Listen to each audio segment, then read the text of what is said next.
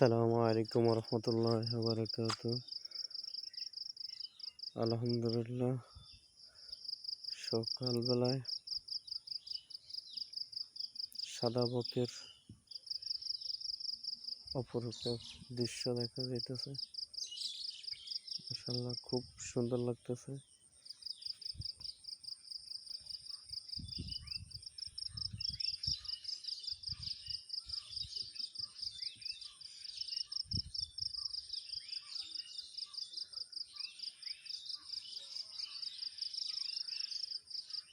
খুব সুন্দর লাগতেছে বকগুলো।